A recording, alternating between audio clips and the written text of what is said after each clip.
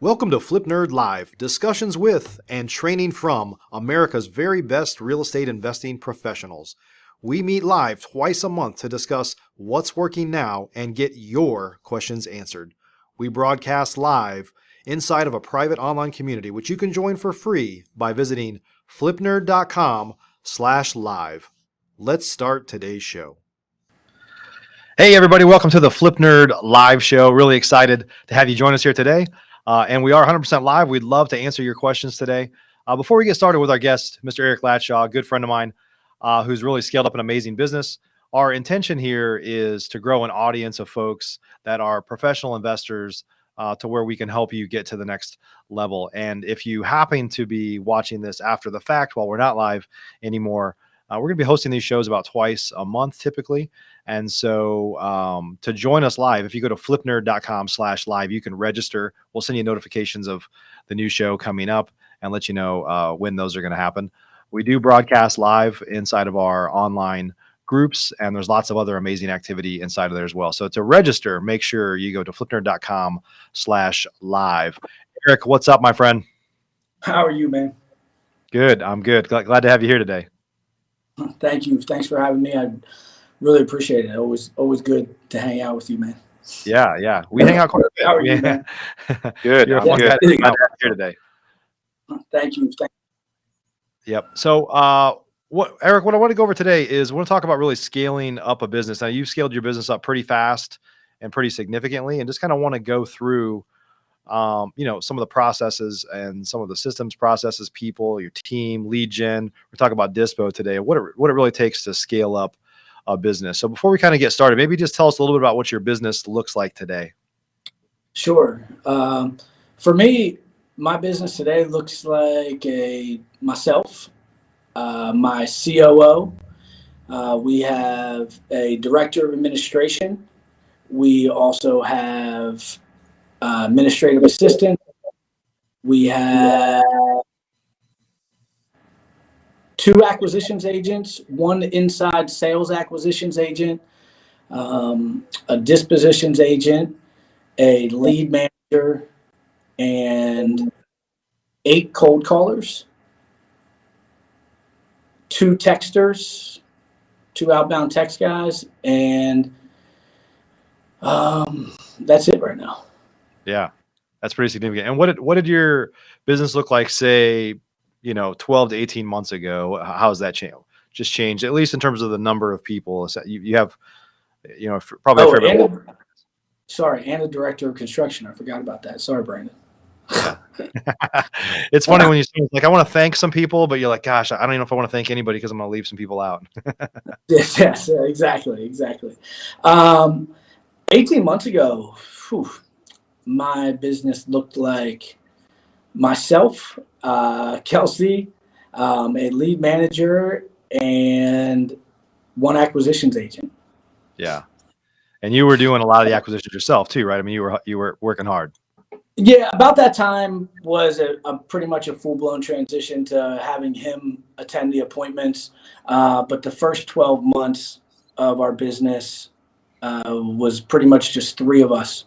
And I was acquiring most of the properties myself. So that next 6 months was kind of the break off of me attending every appointment. Yeah. And I know it's hard just because, I mean, you're a member of Investor Fuel. You're actually an investor machine. I surround myself with a lot of people like you that have grown their business pretty significantly. And I know it's hard to go from being, you weren't a solopreneur, you had a small team, but I know it's hard to scale because a lot of us that are hustling, working hard so much in the business, it's hard to transition to managing people to do that for us because we're just kind of like, move, let me do it. Right. So let's talk a little bit about that kind of the management side, maybe some of the mindset of shifting from a small business to a larger business so you can kind of step back and really be a business, run it, be a CEO and or be an owner to where you don't have to be involved in every decision that gets made. Talk about the mindset kind of change you had to make to be able to get there. It's still a struggle sometimes, but honestly, it was the idea somewhat from, talking to people in Investor Fuel.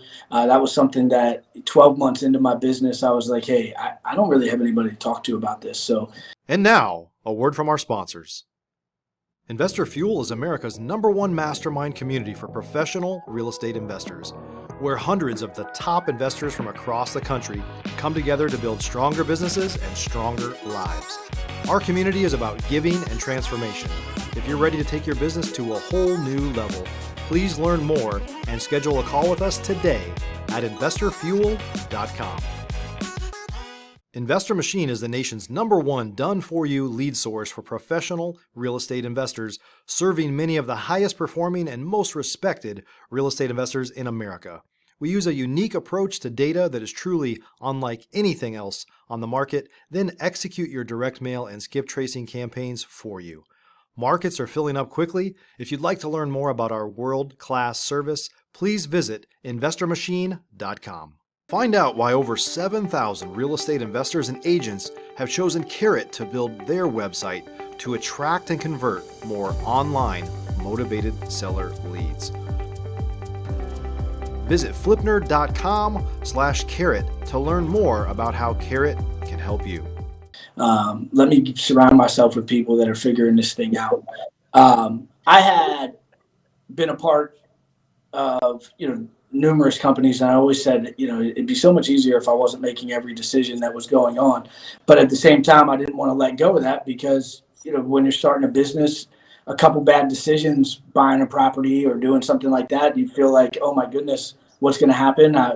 Is my going to be end up just hemorrhaging cash? And, a lot of businesses fail in those first couple of years just for that reason.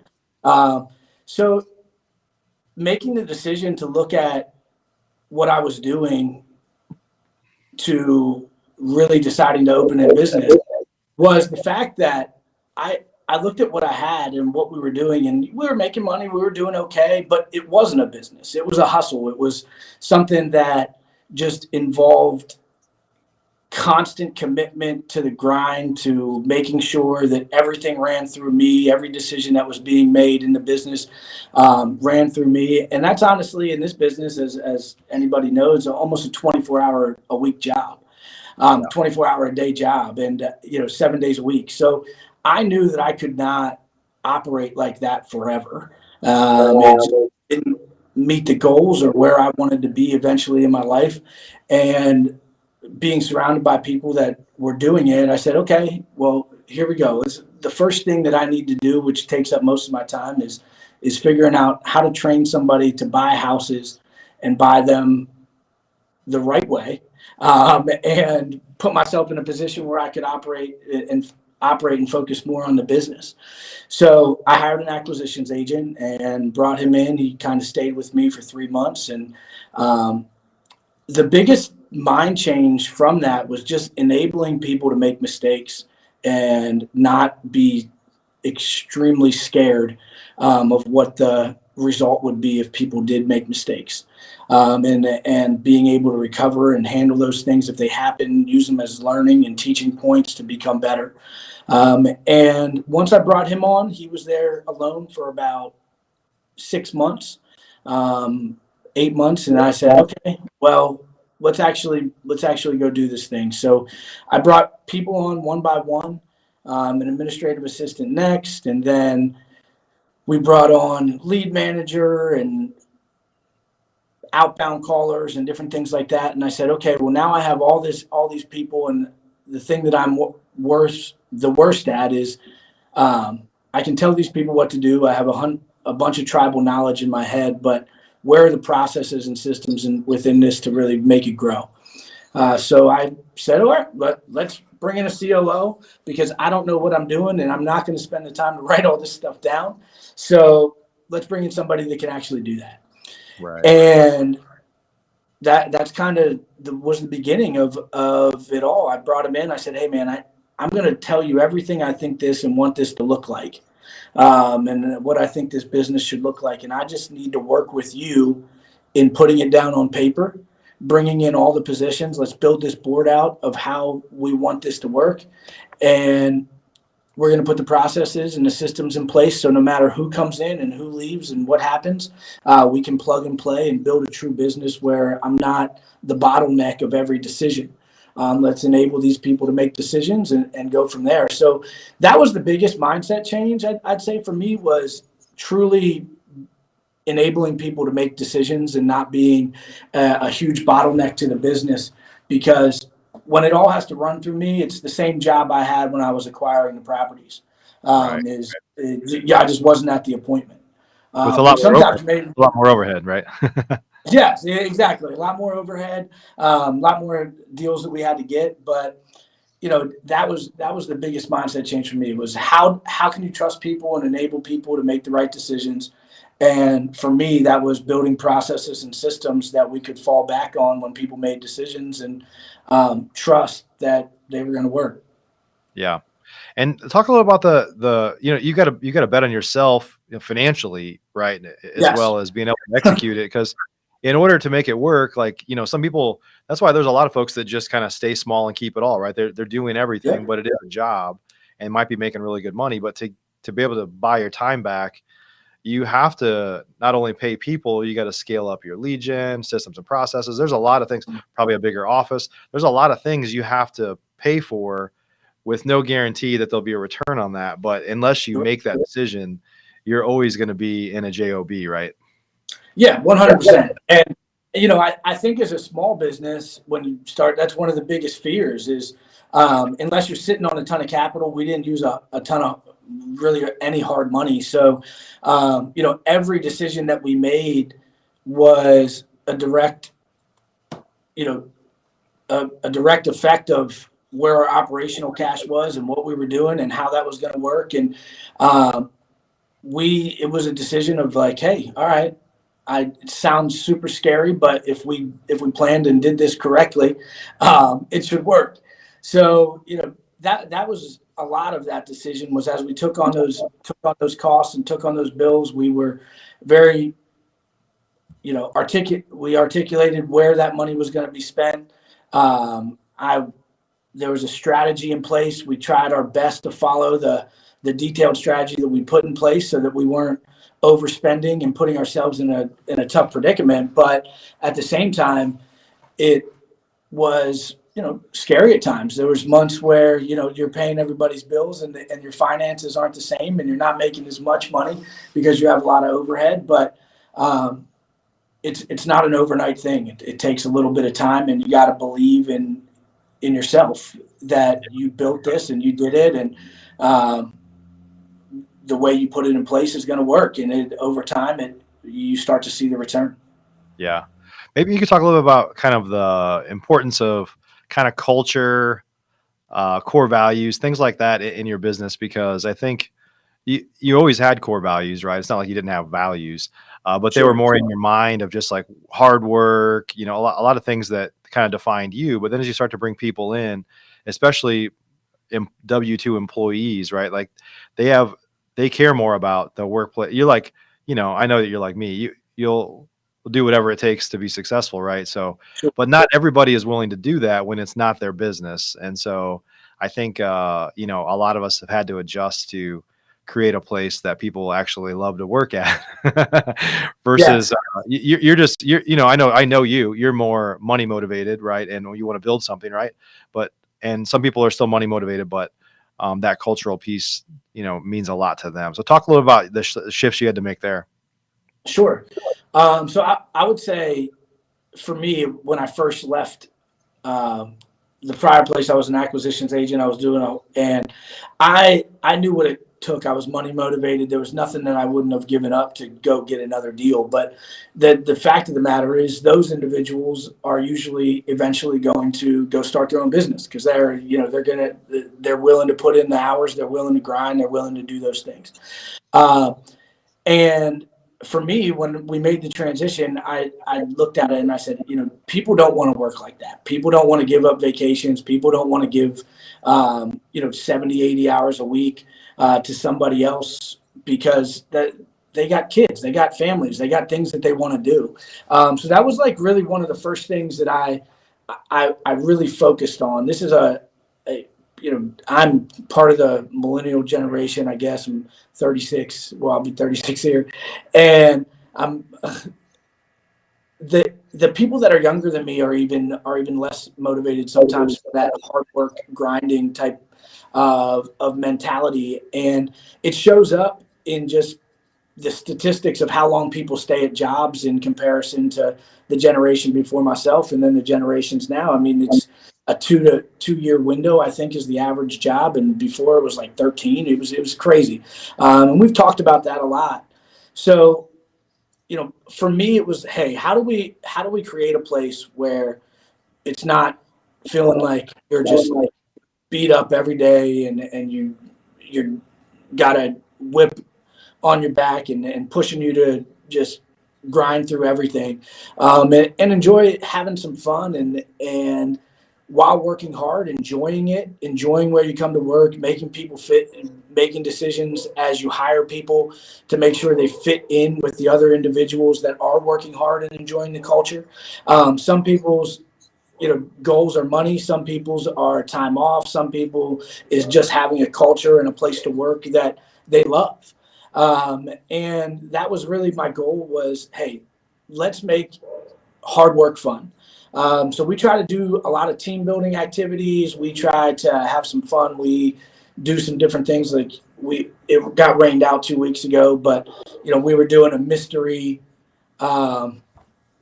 detective type thing that we were going to be going through York City with our team. We were in groups of 5, and we are going to go solve a mystery and see who could do it first, and working together, kind of like a long escape room type setup, and just building that culture where everyone can rely on each other, have a good time, trust each other, is extremely important to being able to grow, because people need to be able. You want to keep people. I mean, the more you lose, the more turnover you have. It's still a hard transition. Yep.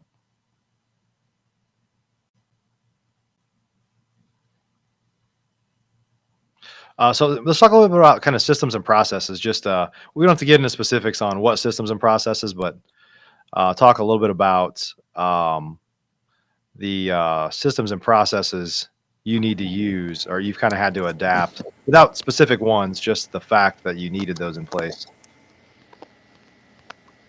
Looks like we might have lost you for a second there, Eric.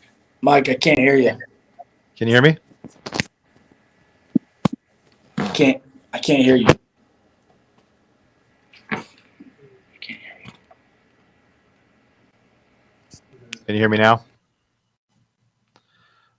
The beauty of live, going live on shows, guys. So we'll give Eric a second to get back here. Now, if you guys are watching us live right now, make sure you chat in your questions so that we can get some of those questions answered. That's one of the beauties of joining us live. So there's pros and cons of being live. Can you hear me, Eric? I don't know what happened there. I just being able to hear you. Yeah, all good, but it's just the pros and cons of doing these things live is pros are we can interact and get questions from folks that are listening. Cons are there's AV issues and stuff like that you can't edit out live. So no big deal. So talk a little about systems and processes without getting into specific systems and processes. Just you've had to put a lot of things in place, and it's probably often better to have less systems or less, certainly software and stuff like that, because you have to roll it across a lot of people, right? And so if you have like 20 different things stuck together with Scotch tape and bubble gum, it gets hard sometimes, but that's how a lot of us at least started, right? So just talk about kind of the role that's played and being able to have a team that can communicate and function seamlessly without necessarily having to all sit in the same room at the same time. Yeah. So that's obviously extremely important. And a lot of times based on, what our business is, that there's only a couple people that are truly in the office on, every day, all day. So knowing what the left hand and the right hand are doing at all times and being able to navigate that, and making sure that, an acquisition gets over to dispositions and those types of things, and with the right information and people are communicating, is extremely important. So, for me, we decided on a CRM that everybody could work out of. We then use, one other object in where we set our goals and things as well for that quarter, which we go over on a weekly basis. But for us, communication all goes through our CRM. Everybody's in there. We have it set up where you can chatter. Obviously, we have group text messages and group emails as well, just like anybody else. But we like anything that's going on within these deals to be through our CRM so that we can have a very good understanding of what's happening.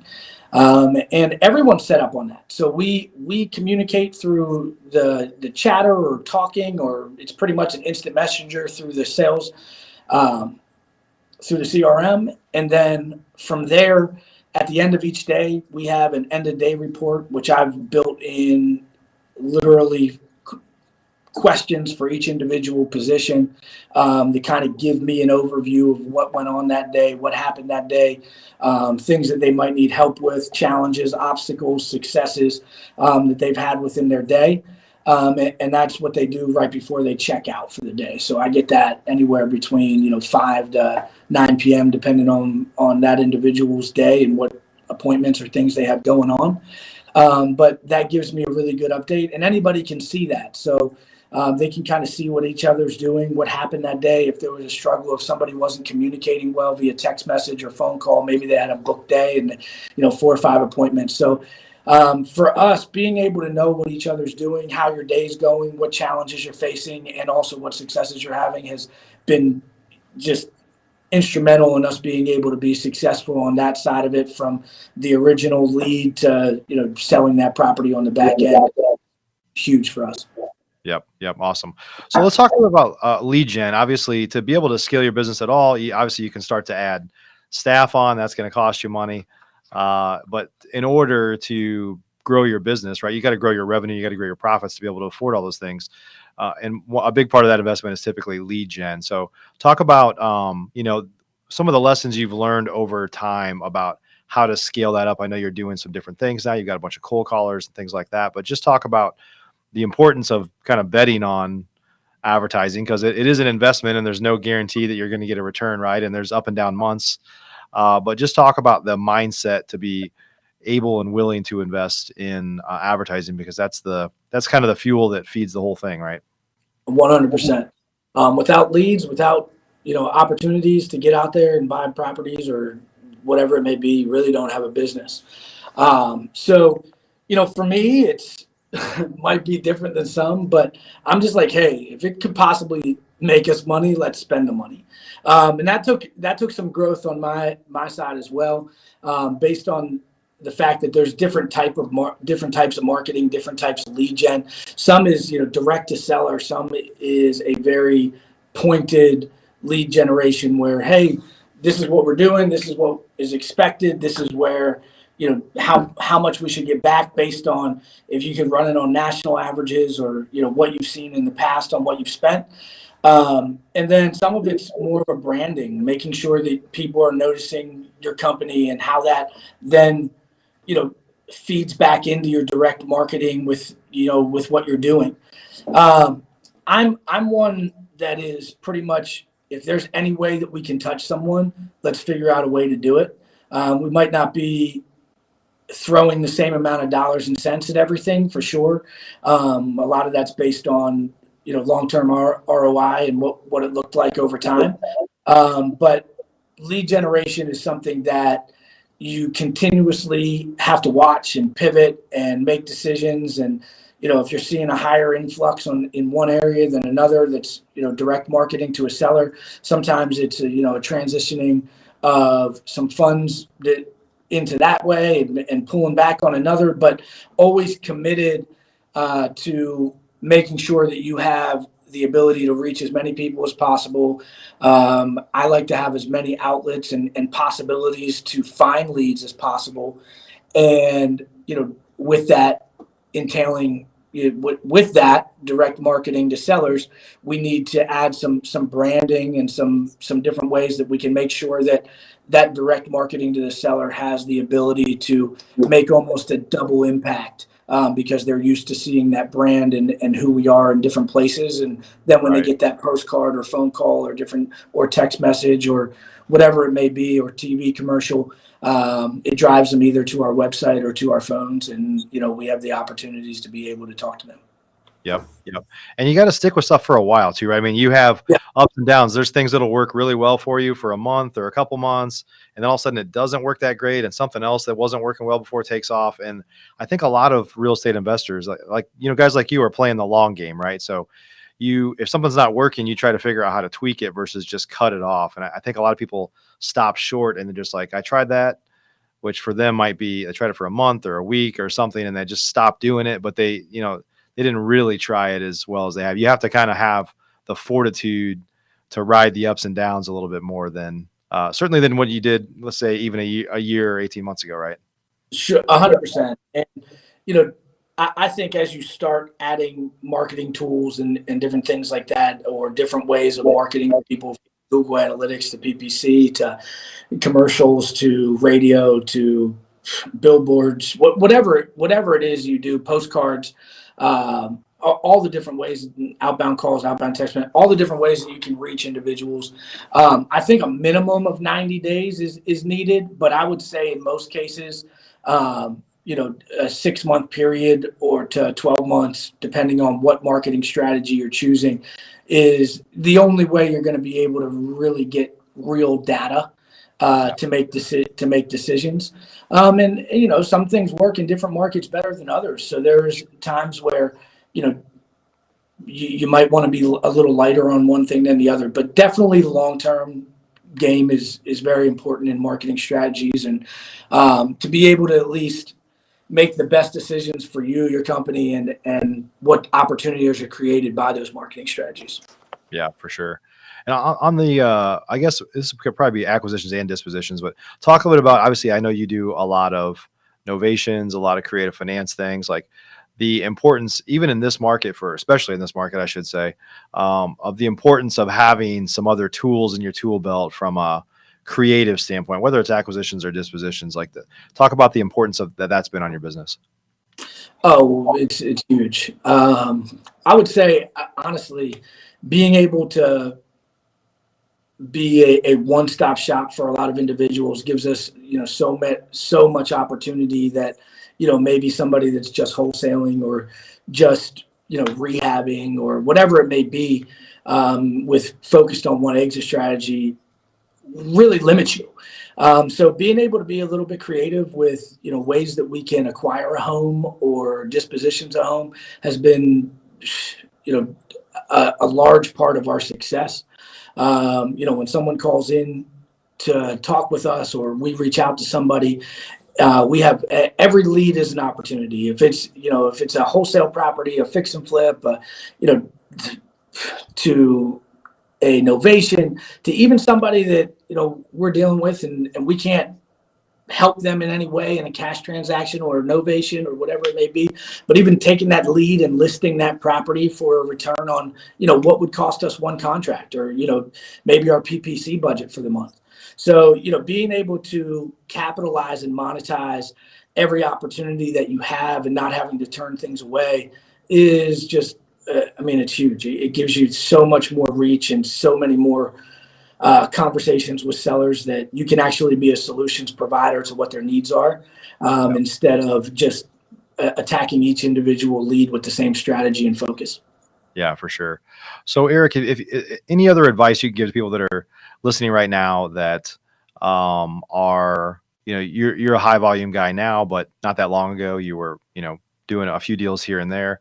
Like we talked about a lot of things here, but anything that we haven't covered today, any kind of guidance you could give if you met somebody in an elevator essentially and said, hey, I've got like 1 minute to tell you the best advice I could give you in the next minute, like what would that be for somebody that is already doing deals but wants to scale up? I fully commit.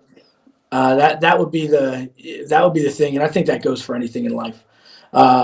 If you want to get somewhere, you have to, I even said this at our meetup, is you got to lead with faith, not fear.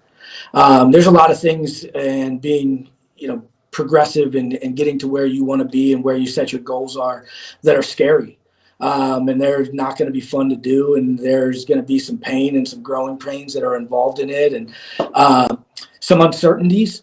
But if you really want to get after it, you have to have faith in yourself that you can overcome. So whatever that is, wherever you want to get is a fully committed approach to every opportunity that you want to seize. And if the goal is to have 20 people and buy 30 houses a month, what does that cost? What does that look like? Build that plan and commit to it. And commit every day and every hour until you get there, that you can to being successful. So that's kind of where, if I had one thing to tell people as they're growing, is wherever you want to be, fully commit to it. It's going to be scary. There's going to be challenges, but just have faith that you can do it and you can make it through, and be willing to sacrifice and give of yourself to be there, because it's going to hurt sometimes. But it's the commitment and the struggle is what makes the glory on the back end and the success on the back end even a lot more fun, and stories to tell your friends and family and kids, and where you want to be eventually. That's great, man. Yeah, it's so true. They said it was easy, but it's never easy, right?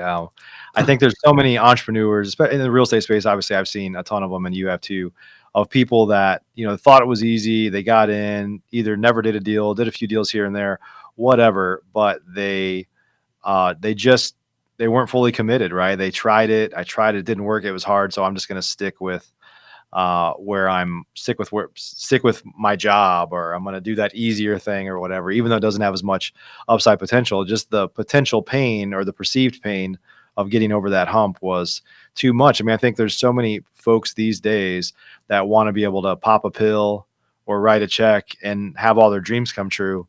And you just can't get there without stepping through a bunch of bear traps and get a bunch of arrow wounds in your back along the way, right? 100%. There is no overnight sensation in most cases. It's tough, it's brutal, and it's going to hurt sometimes. Just like you said, you're going to catch a few arrows in your back. It's going to be bruised and beaten, and you got to have the will and the willpower and the strength and the commitment to just keep trudging along. And if you truly believe in it and believe in yourself, great things will happen. That's great. Hey, we do have one question that just popped in here. Let's pull this one up if you don't mind. How much of a decrease in lead flow have you seen in 2022? It's a long question. You can see it here. Have you seen a decrease in your lead flow in 2022? I know you've got a lot of moving parts with your lead generation, so it's not like you've been consistent. So it's easier to compare apples to apples. But what are your thoughts on that? Sure. I wouldn't. It's kind of back and forth. I wouldn't say there was about 30 days where we had a decrease in a lot of lead flow, but again, it's kind of bounced back. February, March area was a little bit slow for about a month. I would say that direct mail for me has not been as responsive as it was, but I think that just ebbs and flows. I don't think anybody can figure it out. That's the one thing I ask everybody a million times, like, yeah. Hey, does anybody know why mail changes? And they're like, no, but it's bad right now and it'll be good in 6 months. But yeah, somebody is pulling levers somewhere to like say, let's slow it down, let's speed it up. Yeah, right? But I just happen to know some of your details because we work with you on Investor Machine, that you've had times where it wasn't going great and then you got your most profitable deal ever from it, right? Or something like that. So, yeah. So you got to just keep playing the game, because one deal in this business could make or break your year. One big deal for sure, 100%. And, obviously I would say with the hot market on that same question is that I do think a lot of sellers are late to the party. The market was hot 18 months ago, 12 months ago. And as the market's gotten hot and they keep hearing about, friends sold their house for this much over asking, they definitely are leaning into the hot market in values, I would say. But at the same time, there's still deals to be bought. There's still leads out there. Outbound has been great for us. And, it's a commitment to continuing to generate leads, and taking every opportunity that we have. And that's the other side of it. Like, if there's less leads, that means, we just have to monetize and do better at capitalizing on every opportunity that we have, because we don't have the option of letting leads fall through the cracks. Right. Because when there's less or less opportunities, we need to make sure that we have different strategies and different ways to exit with that seller and communicate through, the whole thing, the whole deal. Yep. Awesome. Great stuff, Erik. So if folks wanted to connect with you somehow, where should they go? You can find me on Facebook, Erik Latsha. I am taking a little break right now, but Right before we started recording, you're taking a social media break, but I have a feeling you'll be back eventually. Yes, I will be. You can find me on Instagram at Erik Latsha, or you can find me on Facebook, Erik Latsha. And if you really have questions or whatever it may be, I'll throw my number out there. You're welcome to shoot me a text, 717-779-8754. Right now, for the next 45 days, that's going to be probably the best way to reach me. I have a company operating my social media right now. And you can always look at Honest Home Solutions. We have our own, Instagram page and Facebook page as well. So anything that you guys need, please don't hesitate to reach out. I love to chat about this. This is what I love. So I'm available. Awesome. Well, thanks for sharing your story and your insights today, buddy. Yeah, Mike, thanks. Always a pleasure hanging out and chatting with you. And I appreciate you having me on the show. And I'm happy. You can't see it, but I have a very, very similar American flag behind me as well. So I was nice. I was loving the setup. Nice. Anyway, man, you have a great one, and I truly appreciate you having me. Yeah, thanks for being here. Everybody, hey, thanks for joining us today. Again, if you're watching this after the fact and you want to get your questions answered, just go to flipnerd.com/live and you can register. That effectively is going to give you access to all of our live shows going forward. You can see the coming up ones too. Make sure that you don't miss them. So we appreciate you a bunch. Thanks for joining us today. Go to flipnerd.com/live to register for our next show and ultimately to see the rerun of this one as well. So Erik, thanks again, my friend. Thank you. Take care. Everybody, have a great day. Take care. Thanks for joining me on today's Flip Nerd Live. To get access to our upcoming interviews with experts and get your questions answered and join our free online community, please visit flipnerd.com/live. Thanks again to our sponsors. Investor Fuel is America's #1 mastermind community for professional real estate investors, where hundreds of the top investors from across the country come together to build stronger businesses and stronger lives. Our community is about giving and transformation. If you're ready to take your business to a whole new level, please learn more and schedule a call with us today at investorfuel.com. Investor Machine is the nation's #1 done-for-you lead source for professional real estate investors, serving many of the highest performing and most respected real estate investors in America. We use a unique approach to data that is truly unlike anything else on the market, then execute your direct mail and skip tracing campaigns for you. Markets are filling up quickly. If you'd like to learn more about our world-class service, please visit investormachine.com. Find out why over 7,000 real estate investors and agents have chosen Carrot to build their website to attract and convert more online motivated seller leads. Visit flipnerd.com/carrot to learn more about how Carrot can help you. We look forward to seeing you on the next Flip Nerd Live Real Estate Investor Training. Please make sure to join our free community so you can join us live at flipnerd.com/live.